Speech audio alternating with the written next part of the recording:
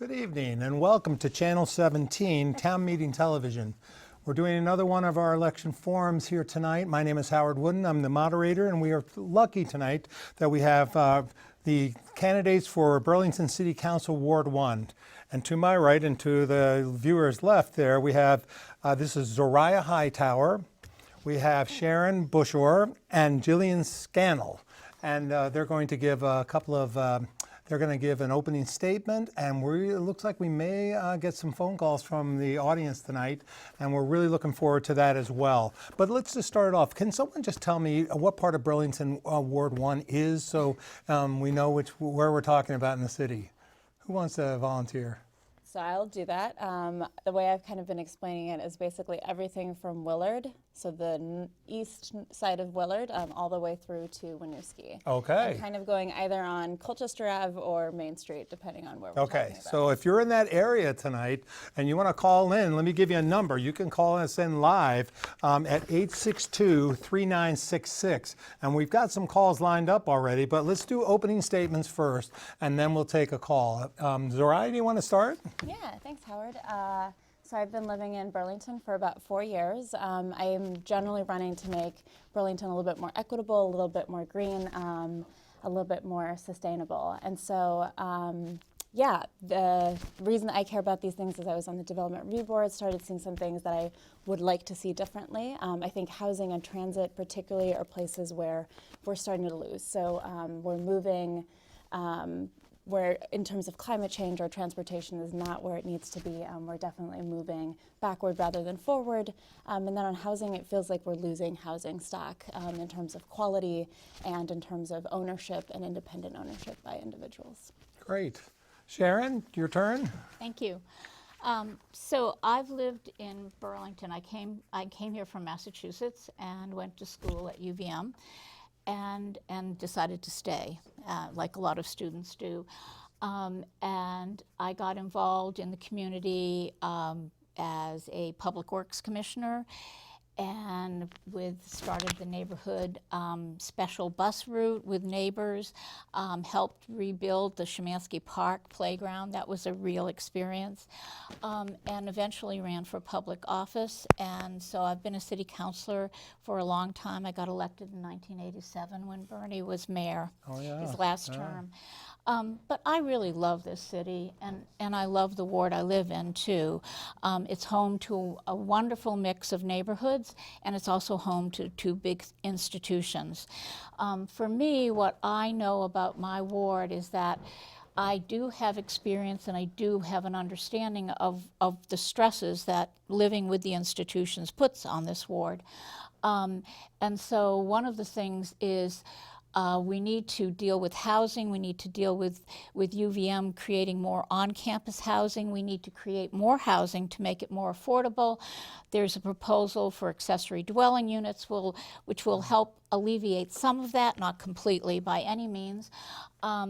Also, affordability. I'm on the Board of Finance trying to look at everything very critically to keep taxes down, because taxes spill over not only to the homeowner but to the renter. And so affordability is what I'm hearing as I door knock a lot. The other thing that has been going on for a lot, since my hair was black and I was young, it has to do with the climate crisis. This is not new. It's thank God for the young energy that is behind this movement now, and finally people are paying attention. But there were warnings 40, 50 years ago that we should be doing something.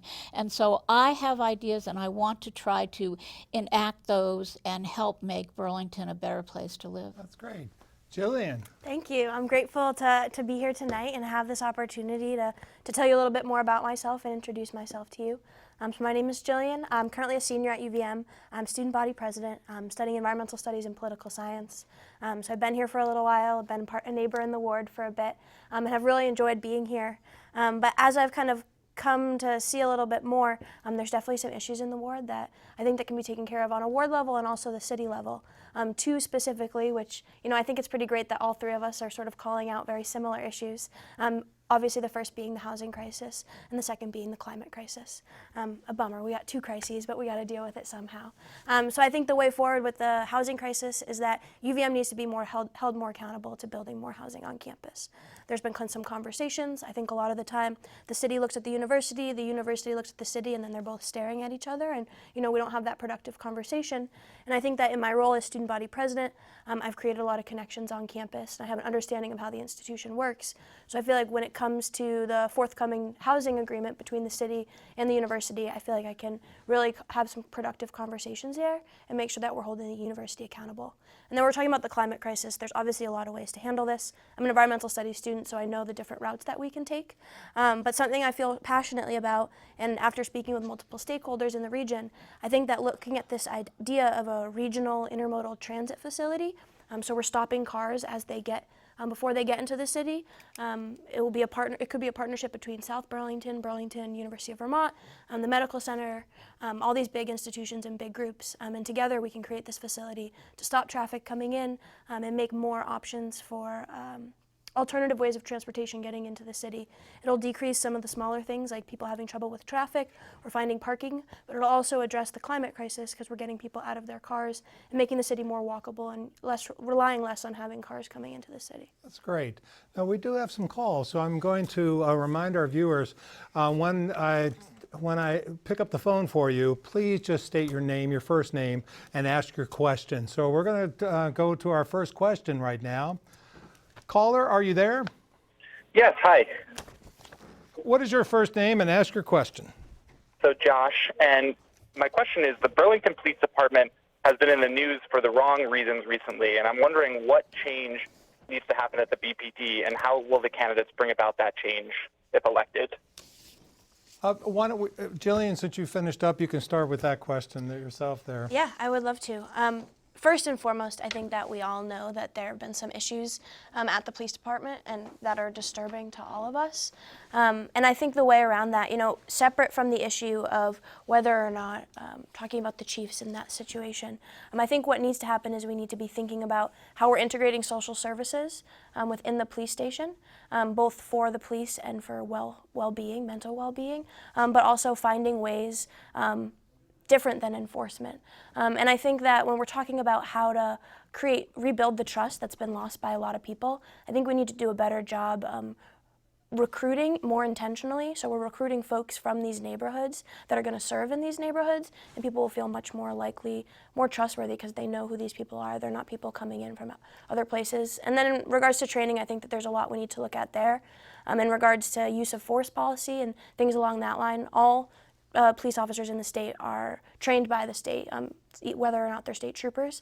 I think that we should look at what that training looks like and see if it's different than what we need in Burlington, and if that's the case, then supplement where needed. Thank you. Zoraya, what are your thoughts on?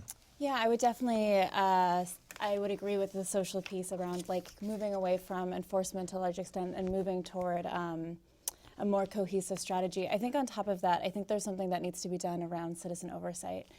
Honestly, Burlington Police Department is one of the best police departments that I've encountered as an individual, and so I think there's a lot commendable around that. But I do think that the reason it got where it is now, and the reason that it is as strong on policing, not as strong on policing, but as equitable of a department as it is only because of citizen oversight. And I think that a lot more could be done to expand that citizen oversight and to make sure that citizens have a stronger say into how the police department operates. Sharon? Well, I think, so everything that everyone has said is spot on.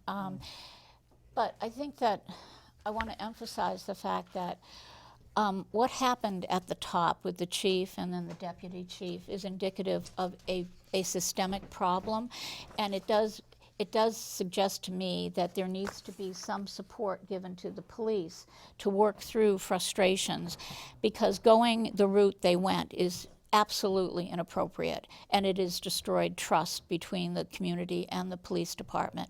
And so we need to resolve and fix that if we can. we have an opportunity. We need to find a new police chief.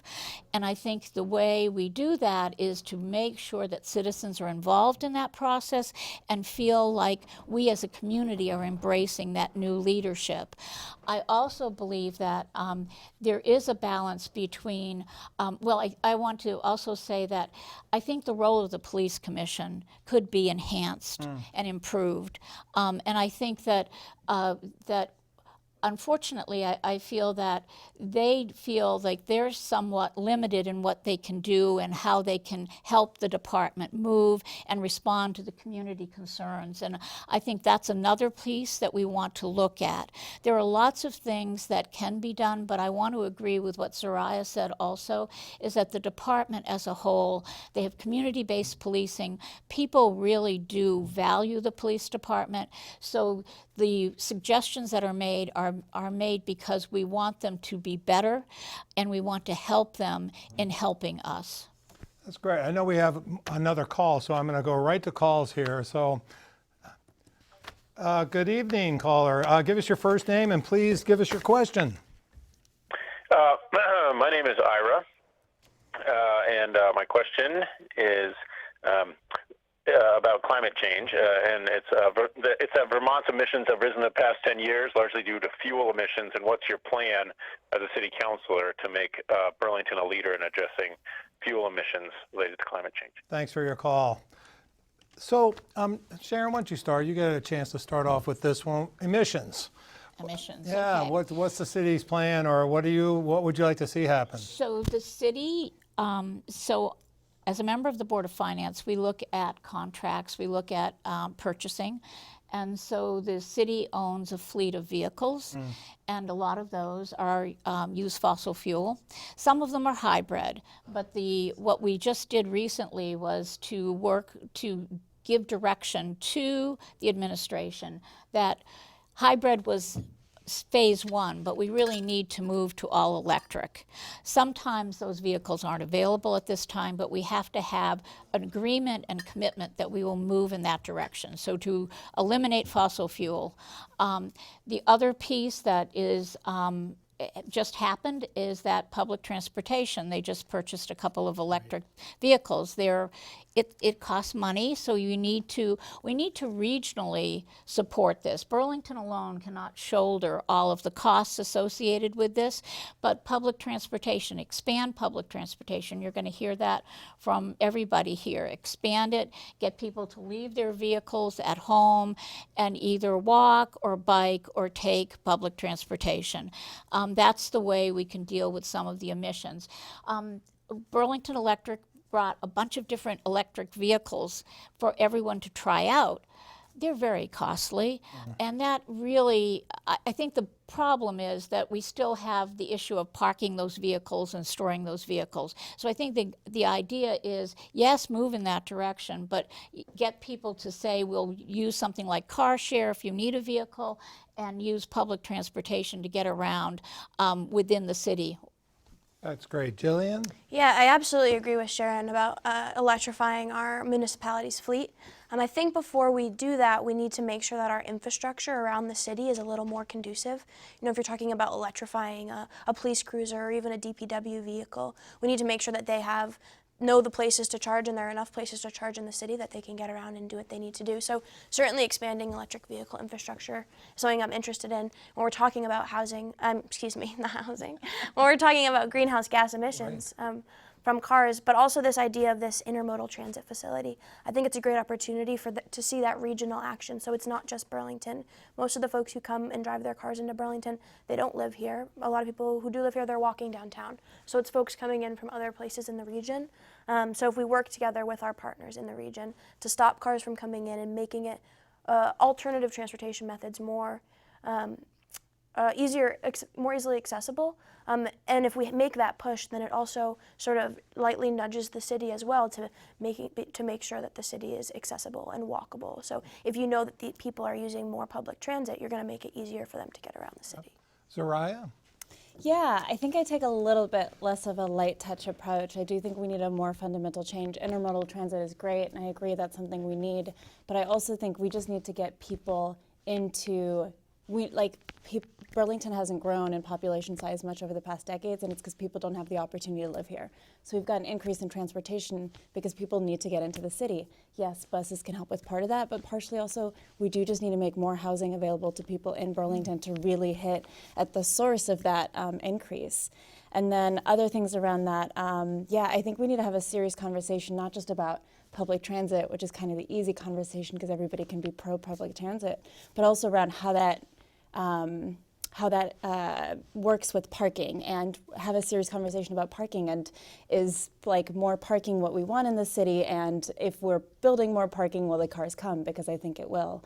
And so I think we need to have a conversation about how do we give access to mobility without increasing parking, without maintaining parking, and having that other forms of transportation like bike lanes and buses available, easily accessible, so people can be moving in that way. Wow, it sounds like this is an important subject for all three of you, and so I appreciate Ira's question there. And we have other people on the line, so we're gonna see. It's really good that we have people calling in, but good evening, caller. Just give us your first name and ask your question. Hey, it's Tony. I'm just wondering, with over 60% of Burlington residents being renters, can you talk a little bit about your experience as a renter in Burlington? Really curious. So before I ask that, what's the issue for you in renting? Do you feel like there's not enough rental space? What do you want to hear them talk about? Just I look for candidates that kind of have similar experiences as mine with so many Burlington residents that are renters. I'm really curious to hear about all the candidates' rental experiences. Okay, like yeah. that. Oh, thank you, Tony. Appreciate it. Let's start with you, Zoraya. Yeah. So when I moved to Burlington, I rented in a couple places on Colchester Ave. Definitely had the experience of that being rough and being tough, and like paying $800 a month for a 4-bedroom apartment, which like coming from places that are much cheaper would seemed astounding to me. I'm lucky that since I've moved to Burlington, I've worked the same job, so I've had a steady income the entire time. There's definitely been places in the past where I've not been able to immediately move to a city and be able to afford the rent, and had to figure out short-term situations, or moved out with a partner and had to figure out short-term situations. So housing insecurity is a big deal to me. I think it's an extreme reality in a place that's expensive as Burlington. I'm no longer a renter. I recently bought a home over on Riverwatch, partially because, and this is astounding to me, is it's cheaper almost to have an apartment, to buy a home in Burlington than it is to rent, and I feel like that's kind of an unacceptable state of affairs. One last point is I actually ended up having to move across the street on Colchester Ave because I did also have problems with loud neighbors. I was sleeping in my basement for a little bit, but yeah, definitely housing is important. Our housing quality is really the reason that I'm running, is to support renters. Sharon, what do you think? So I also, even though I'm a homeowner, I also started out renting in Burlington. And I lived in a house that had been converted, each floor had been converted into an apartment. And the people in the basement played the drums, it wasn't, it wasn't built as an apartment. It wasn't built as an apartment, so there were those issues of just compatibility, of getting along, access, not being well maintained. This was before code enforcement. Some of the places I looked at, I don't believe an animal should have lived in, let alone people. I think our housing stock has improved somewhat, but the standards of the housing standards really do, the minimum housing standards need to be relooked at and improved, because they certainly are just minimum.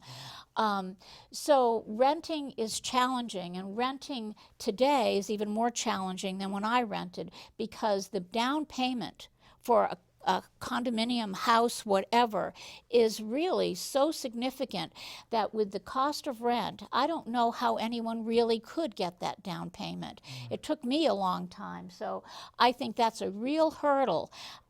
Some people are fortunate enough in Ward 1 to have found somebody who rents to them, they've stayed there a while, and they've kept the rent flat, but that's not for everyone. Most people come in and out, and every time someone moves in, there's an opportunity to increase the rent. So, you know, we really need to do something about landlords who don't maintain their properties. I'm looking to license landlords as opposed to just register. That way, if indeed somebody wasn't really following through, and there are a lot of good property owners, but there's a small percentage that really don't comply. So if they didn't comply, you would be able to say we're going to take your license away, because owning an investment property is a business. Yep. Jillian? I have to say I agree. Students? Yeah, you know, I agree with a lot they have said. I've rented for the past 2 years since being, you know, on UVM's campus. Generally, most upperclassmen move off campus for a multitude of reasons. So I've been in rental units across the city, and I, you know, as they've mentioned, we don't call it a minimum housing standard. We call it minimal housing standards, and it's there because it's really just not there. And a lot of it is because I think is that. Because it's a lot of students, people think that we don't know what's going on, and a lot of times people don't know what rights they have as renters. And a lot of the times, like, there certainly are good landlords, but a lot of the times landlords are able to sort of maybe do things to students or just other people new to the renting market that maybe isn't okay. If I called up Sharon and said, hey, is this okay that a landlord is making me do this? And it's probably not. But I haven't been told that once I moved off campus. It's October of your junior year or your sophomore year when you're forced to rush around, go on Craigslist and try to find housing, that you go to a door and the front door doesn't work, and you're just rushing to find housing because then you hear everybody on campus is rushing for housing. And by November, if you don't have housing at that point, it's, well, you need to sublet, well, you need to do this and that. And to be honest with you, as someone who wants to stay in Burlington, I don't know if in my lifetime anytime soon I'll be able to afford to buy in the city. We have another question, and you know, we've gotten 3 great: police department, climate change, renters. Let's see what we got here. You know, every call is really spicing it up here. Good evening, caller. Give us your first name and please tell us your question. Sure. My name is Linda, and my question is, what do you view the role of CEDO in Burlington as, and how do you think that role can be improved? Okay, say your question again. What do you view as the role of CEDO in Burlington, and how do you think that can be improved? Thank you so much, Linda. Appreciate it. Jillian, what do you think? So for those who don't know, CEDO is the Community and Economic Development Office in the city of Burlington. Something I've talked about since the beginning of my campaign, actually. I think that there's a lot of good work being done by CEDO, especially the community engagement specialists. And I think that a lot of the things that we're seeing in the city, you know, whether it's something that's on the front page of the newspaper or not, community members feel like they don't know about it, so everything seems to come as a surprise to them, or seems like a scandal when a lot of things have been going on. Just maybe there's some disconnect with communication, and I think that CEDO and the community engagement specialists can really come in here and play a big role. So currently we have one, and based on the 2018 annual report, they make about $50,000 a year with benefits and whatnot. And I think that if we can find the money, while it is an increase, I think that it's worth it to know that the city is prioritizing community engagement. So $100,000, we can triple the amount of community engagement that the city is doing. I don't know, it seems like a good investment to me. Zoraya? Yeah, I think CEDO's one of the amazing organizations that we have that's really done a lot. I think especially for working class, lower income, and minority kind of individuals and families. Obviously, it's struggling right now. I think there's been some reduction in federal funding. I'm not always sure that like increased funding is always the answer, because it's the easy answer to a lot of our problems, and I think it would be nice if we found that. Alternative to that, I think CEDO actually kind of stepping away from some of the bigger projects. I think they spent a lot of there's such a diversity to what they do that I think sometimes stepping away from the bigger project and not getting so involved in the fray of what that is and trying to communicate it would actually be beneficial, because those tend to be divisive issues anyway that people are paying attention to, and doing some of their other like really good heart level playing field work and kind of reshifting the focus would be something that I would advocate for. Sharon? So CEDO has been around for quite a while, and it kind of lost its way recently, and so it's undergone some reorganization. So there's new leadership there, but really, CEDO is community and economic development. And so what we had were people going out into the community, and also they were a place where people could come. A woman, a minority could go, I want to start a small business. How do I do that? CEDO was there to help make that happen. They also were there to look at areas within the city. Let's look at Pine Street and the industrial zone off of Pine Street where Burton is, etc. That's a place that is underdeveloped. That would be an area that CEDO would go and look at the community, engage the community, as both of you are saying, but also look at what the potential is and then stimulate that economic growth so that we would have something that the community wanted and we would get something in return. We would increase our tax base. So CEDO is actually that engine for our city, and it is an arm for the administration. So I don't ever really want to sever that arm because it's direct to the mayor. And so the mayor has an opportunity to see his vision through CEDO. And so I just want to say that, you know, I think there's lots of potential, as everyone has said, and it hasn't been realized. They're undergoing some reorg, and I'm hoping that they come back to what their initial mission was and maybe even expand that. Okay, yeah. We still have callers, so I'm going to keep, and I appreciate it so much. And again, if you want to call in, the number is 862-3966. Caller, give us your first name and ask your question. Hi, my name is Dan, and I know we've heard some things about housing experiences and ideas, and I'm glad we're all sort of agreeing that renting is a challenge here. I'd like to hear what you think about what got us to this point with high rents and challenges, and what you feel like your primary focus is to bring the rent down. Okay. Thank you, Dan. Appreciate it. Sharon, start us off here now. What I think he's trying to ask for is how did we get this problem, and then what do you think about how did we get the problem of increased rents? In your opinion, you don't have to spend too much time on that, but I think he's really looking for solutions too. You know, so I think part of the problem has occurred where Burlington, as UVM grew, and they didn't meet their own on-campus housing needs. And I'm talking actually when I was in college. This is a long time ago. They really weren't addressing that. And so it spilled out into the community. And it was symbiotic. I mean, I'd have a house and Zoraya and Jillian would rent a room from me, and I got income, and you had a place to stay, and everyone was happy, and because it was owner-occupied.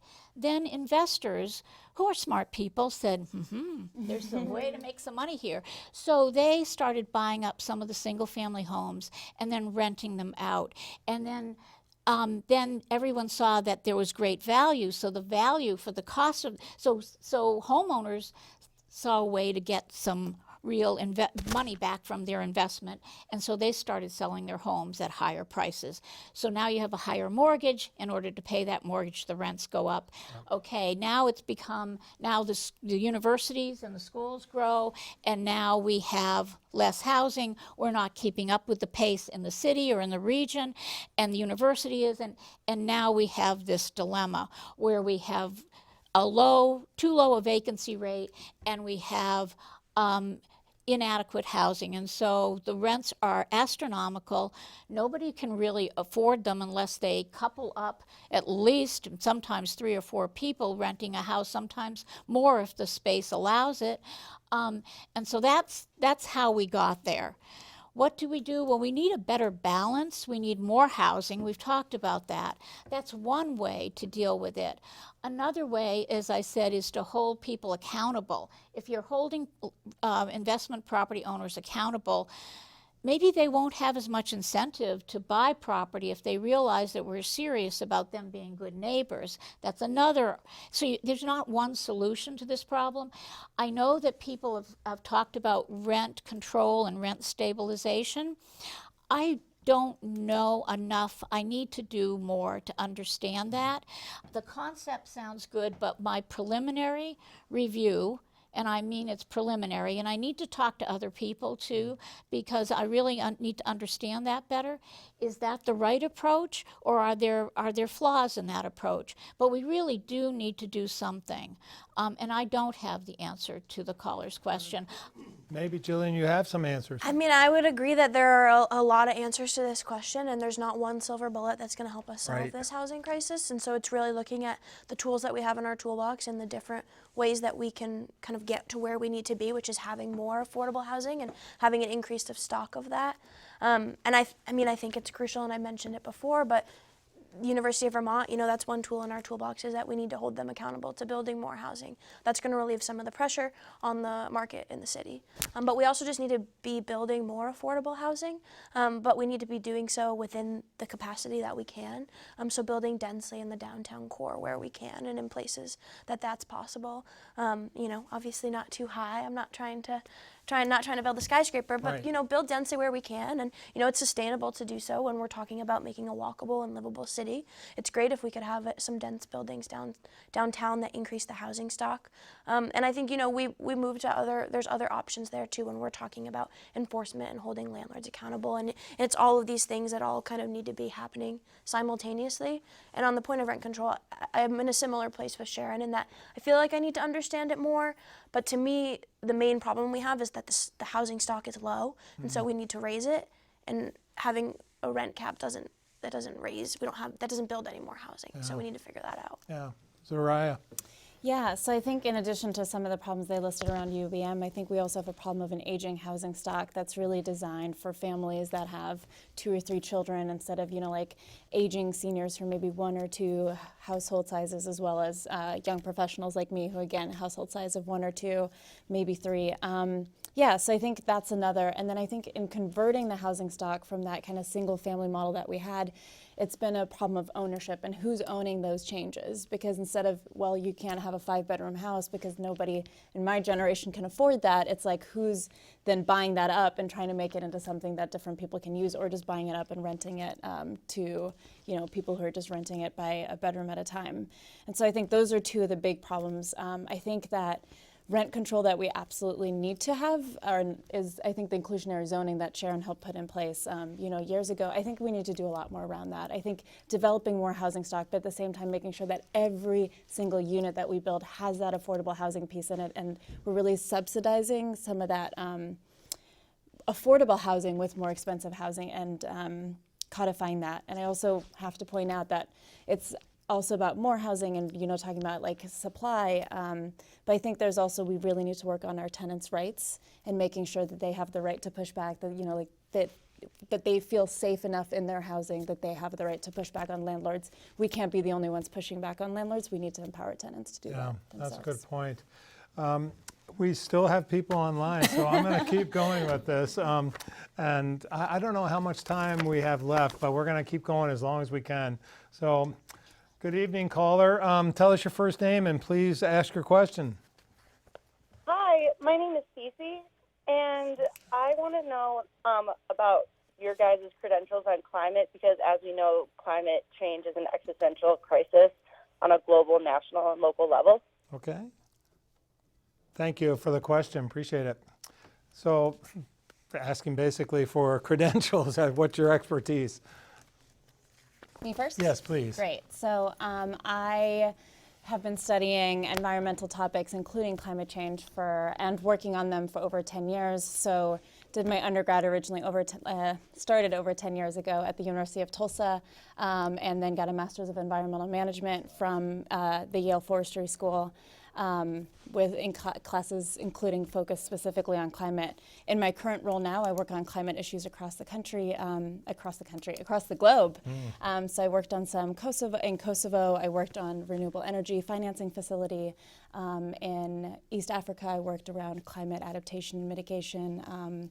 Worked with some climate data organizations to help them help other organizations work on climate. So I feel like it's something I know really well. I think that's one of the reasons I've been endorsed by Sunrise on campus. Pardon me.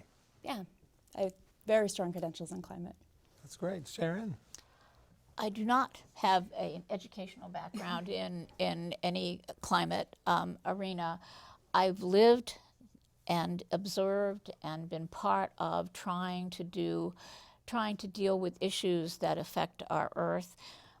As far as fracking, been against that. So most of what I do and what I know about climate is what I read and educate myself on and hear from the other people that I represent and I work with. So I'm not an expert in this area, and I don't profess to be, but I do know that when something like, for example, when we're looking at trying to reduce our carbon footprint, I looked at what was laid out and saw that, well, one of the ways, besides just looking at the vehicles, was new construction. That most of us are using some source of fossil fuel to heat our homes, and so I worked with Burlington Electric and with code and permitting to try to figure out what we could do, so we have in place a process to make an ordinance change that all new construction would use electrification or some other renewable energy source. So that's one example. Also, when I was aware of other types of uses of other types of energy sources, big supporter with Burlington Electric as they tried to expand their portfolio to get solar into that equation. Also, Winooski Hydro 1, when they came forward with that plant, I was around and wanted to make sure that when that contract expired, we would be able to bring that into Burlington Electric, and now we have that as part of that process. So I think that I don't want to diffuse the fact that people have expertise, but I think those who don't also can make a difference. Sure they can. Yeah, Jillian. Absolutely. Like I said, I'm an environmental studies student at UVM. I came to UVM for the Rubenstein School of the Environment and Natural Resources, knowing, the renownedness that they had across the globe, really, especially with the work they're doing on climate policy. It was my first year, shortly after, about 2 months into my freshman year, was the 2016 election. And right after that, I became really concerned about the state of environmental policy and the state of climate. And so I became an environmental activist on campus, ended up holding multiple rallies. I went to Denver and got trained by former Vice President Al Gore as a climate reality leader in Denver. And then when I came back to campus from that, I decided, I need to take a bigger role. So I ran for my run as president of the student body, I ran on a climate platform. And I've been doing a lot of work with climate action at UVM. And then last year, I received the Truman Scholarship, which is a national public service scholarship. And I received that after my policy of carbon pricing for the state of Vermont. So I know our time is limited. And we still have people on there, and I know we're not going to get to them. We're going to try to get some more calls in, but just so I make sure that everybody gets the chance to kind of talk about the things that they wanted to make sure we got across. I'm going to do kind of a final statement, and if we have time left, or we'll take some more calls. But Jillian, I'd like to, we've covered a lot of things here tonight, but there must be things that you want to make sure you get your message across, and this might be a good chance to do it. Yeah, no, I appreciate that, absolutely. Sort of before diving in the things that I wanted to get across, something that I was thinking about last night, we had a debate, and we were all sitting up there, and besides Councilor Roof, it was a slate of female candidates. Great. And so it was really great, and I honestly just wanted to say to Sharon, thank you. Serving 33 years as a young woman who is now trying to run for office, I'm just very humbled by that, and I don't think that I could be doing this if it weren't for people like you who came before me. So I did want to lay that out there because I've been thinking about it a lot since last night. But I really just want people to know that, what they see is what they get with me. I'm an honest person. I've fallen in love with the city of Burlington, and I really want to give back. And I think the way that we do that is, enhancing communication within the city, rebuilding that trust, having better transparency, and making sure people feel like what's happening in City Hall is getting back to them, and what they're doing is getting back to City Hall. We're all working together again. Again, my main issues, I wanna look at affordable housing. I wanna look at solving the climate crisis. But really, it's just about making sure that we have a neighborhood in Ward 1 that works for everybody. That's great. Zoraya? Yeah, also huge thanks to Sharon. I think I pointed that out yesterday when we were sitting on the panel. Great that we've got 4 women running in Ward 1 and Ward 8 for City Council. Yeah, I'm extremely excited to be running, obviously. I love Ward 1. I live and have worked in Ward 1 for 4 years. It's been great, definitely being part of the NPA meetings. I found my partner in Ward 1. I feel like Ward 1 is its own kind of special community, and I've really enjoyed living there and being part of it.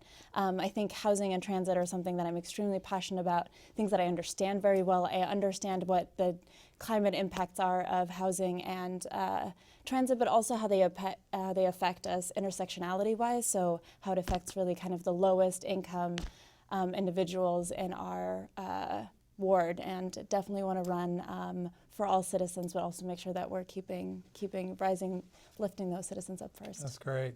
Sharon?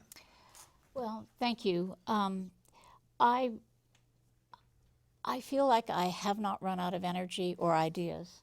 Good. And I have more time now because I'm retired, and I certainly have the commitment to keep going.